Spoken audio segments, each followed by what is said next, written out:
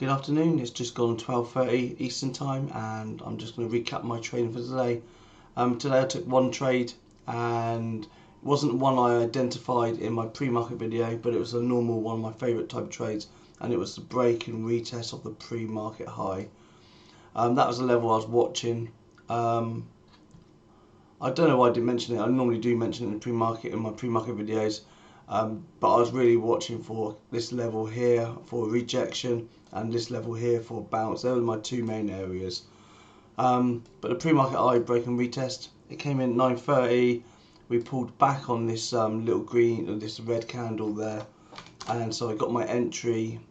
I just added one or two contracts just there, first one then the second one, and I was long around this area. My out was always going to be below that pivot. That's the first major pivot on this trend.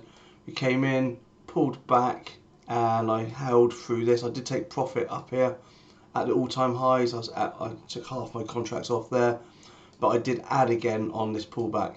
So I added exactly there. So I was back into my. It wasn't my main position. I was undersized a little bit today.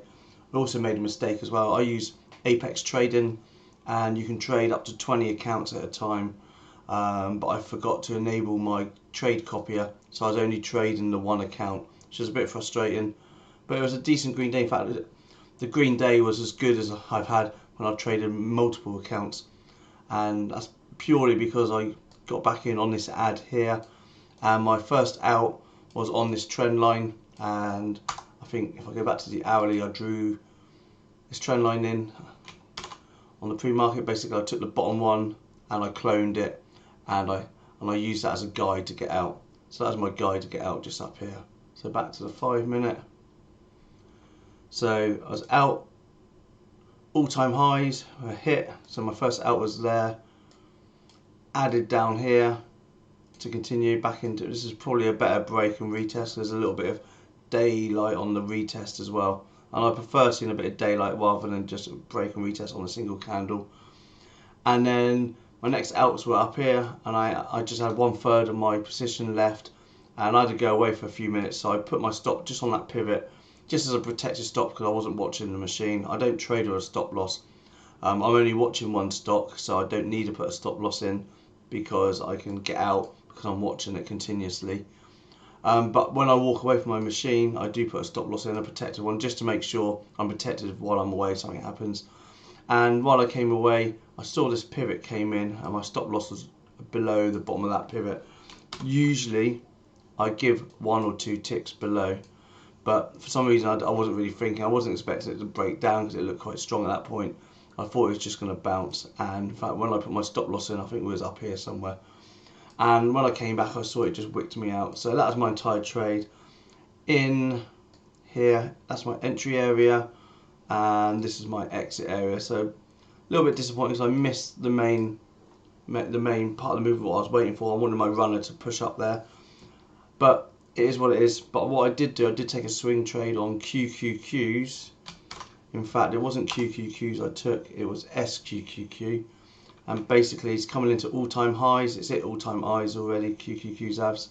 This is the hourly, and I wanted to go short to bring it down because the reason for that is we're so overextended at the moment. We're up all these days in a row. We're into all-time highs territory, which is a double top as well on the monthly. Go to the monthly double top, weekly double top, and the monthly's extended, the weekly's extended, the daily's definitely extended.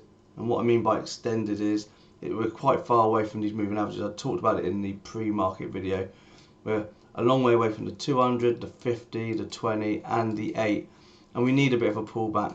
So I was looking to take a short yesterday, but I wanted to wait for all-time highs first.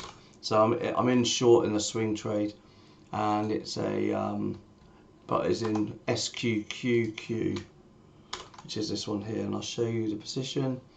This is my swing trading page here. So I've got daily, hourly, weekly and monthly, and you can see we're pretty much at all-time lows on the weekly, monthly, and it's a speculative one, but you know, I think there's less risk involved because we're so extended and we are due a bit of a pullback.